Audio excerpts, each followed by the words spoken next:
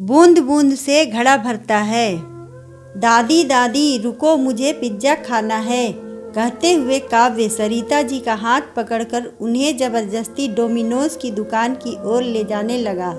सरिता जी बोली, काव्य घर पर खाना बना हुआ है, तुम यदि अभी पिज्ज़ा खा लोगे तो तुम घर का खाना नहीं खाओगे और अभी मेरे पास पैसे भी नहीं हैं, चलो अभी घर चलो।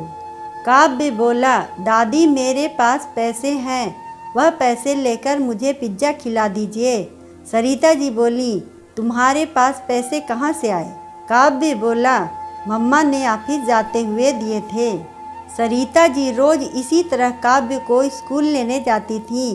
काव्य के मम्मी पापा दोनों ऑफिस जाते थे। उन्होंने सरिता जी से कहा भी था कि काव्य के लिए स्कूल वैन लगा देते हैं, मगर सरिता जी बोली, स्कूल यहीं थोड़ी दूर है, मैं रोज काव्य को ले आया करूँगी, इससे मुझे भी अच्छा लगेगा। सरिता जी जैसे तैसे काव्य को घर लेकर आई। काव्य आकर रोने लगा और गुस्से में उसने अपना बैग पटक दिया और बोला, मैंने कहा तो था दादी मेरे पास पैसे हैं, फिर भी आपने मुझे पिज्ज़ा नहीं खिलाया, आप बुरी हो, मैं आपसे बात नहीं करूँगा। सरिता जी ने काव्य को उसका फेवरेट मैंगो शेक बनाकर दिया, तब जाकर कहीं काव्य का रोना बंद हुआ। सरिता जी प्यार से काव्य को समझाते हुए बोली, बेटा तुम्हारा गुल्लक कहाँ है? काव्य बोला, गुल्लक वो क्या होता है?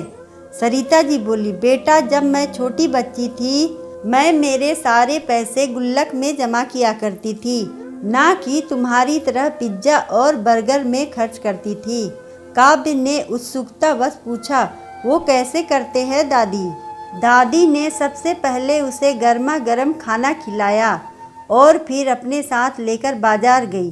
वहाँ से उन्होंने काव्य को एक गुल्लक खरीद कर दिया और बोली, बेटा अब से दादी मम्मी पापा और कोई भी रिश्तेदार तुम्हें पैसे दे तो तुम इस गुल्लक में जमा करना और देखना थोड़े दिनों में तुम्हारा गुल्लक कितना भर जाएगा। पिज्ज़ा बर्गर जैसा अपौष्टिक भोजन सिर्फ तुम्हारा स्वास्थ्य खराब करेगा, मगर यह जमा किए हुए पैसे बढ़ते जाएंगे और फिर इन पैसों से तुम अपने लिए कोई भी तुम्हारी ज़रूरत की चीज़ खरीदना। क्यों, कैसा लगा मेरा आइडिया?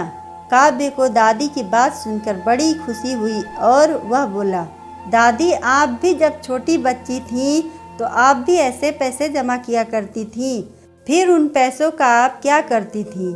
सरिता जी बोली, हाँ बेटा मैंने ढेर सारे पैसे जमा किए थे और फिर एक दिन जब मेरी माँ को पैसे की ज़रूरत पड़ी तो मैंने उन्हें वह सारे पैसे निकाल कर दे दिए।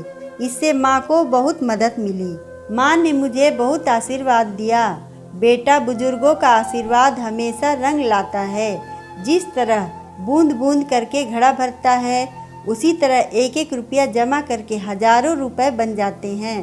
काव्य को दादी की बात बहुत अच्छी लगी और उसने रोज एक एक रुपया जमा करना शुरू कर दिया। आज काव्य भी एक पिता बन चुका है और वह यह सेम कहानी अपने बेटे को सुना रहा है कि वह भी कभी छोटा बच्चा था। अगर आपको हमारी कहानी अच्छी लगे तो वीडियो को लाइक करें, चैनल को सब्सक्राइब करें और कमेंट में बताएं कि आपको कहानी कैसी लगी। धन्यवाद।